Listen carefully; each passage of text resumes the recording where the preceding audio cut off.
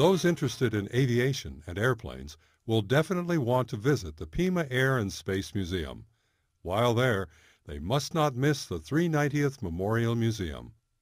The group consisted of 4 bombardment squadrons, the 568th, the 569th, the 570th, and the 571st, and several special service and support units. Our mission is to preserve the legacy of courage and sacrifice established by the original cadre, the ground support personnel, the air crews, the staff, and the commanders of the 390th Bombardment Group Heavy. As you enter the museum, you will see elaborate displays that tell the story of this bomb group's dedication to the war effort in Europe and the tribute to the moving forces behind the founding of the museum. Colonel and Mrs. Joseph A. Mahler. Colonel Mahler was the commanding officer of the 390th Bomb Group in 1944-45, which was based in England. This museum within a museum features a fully restored B-17G flying fortress and many other artifacts and photos. The museum is dedicated to memorializing this legacy of courage and sacrifice established by the airmen of World War II. The many hours of work invested by the veterans and volunteers now stands as a salute to the members of the 390th Bomb Group. The 390th would be in England for 23 months, during which time the group flew 301 combat missions and 6 Chowhound humanitarian food drop missions to the Dutch people.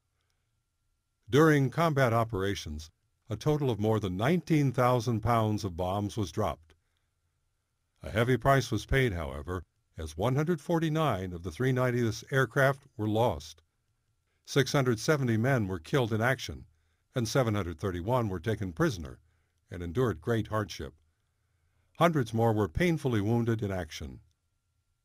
Listen to the mission chatter as air crews fight through one of the combat missions to Berlin.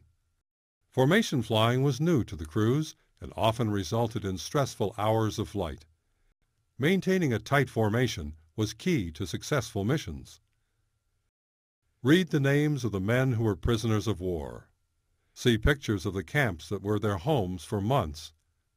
This is a very powerful exhibit that gives us a glimpse of how life was for a POW. Visit with some of our docents. The 670 fallen airmen of the 390th Bomb Group are listed. This inspiring exhibit is given the highest respect for their sacrifice in the name of our freedom. Renovated to near factory specifications, this B-17G model sits as a centerpiece of the museum and as a tribute to the 390th, both air and support units. Visitors will be amazed at the condition of the aircraft, which was restored by the veterans. She continues to this day to receive the care similar to that after the mission flights. World War II vets will often weep while touching her gently and thanking her silently for her service. Our walls are covered by many pictures of the 390th combat crews. Our research department has extensive files on the 301 combat missions that were flown by the 4 squadrons. They get many requests from friends and family members for information on 390th Bomb Group members. The nose art posters depict many of the 37 original named aircraft that went to England, plus several dozen later arrivals. The names that the crews bestowed on their fortresses were a significant morale factor.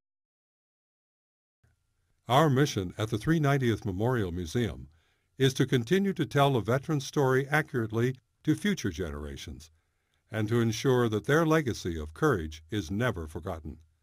A unique museum, constructed by the veterans and dedicated to one of World War II's most successful heavy bombardment groups. The 390th Bombardment Group H was awarded 2 presidential citations and credited with a total of 377 fighters destroyed, including 62 fighters destroyed in one mission. A visit to the museum invokes an inspiring, almost spiritual feeling. Come and discover a part of the greatest generation that rose to America's call to service and sacrifice.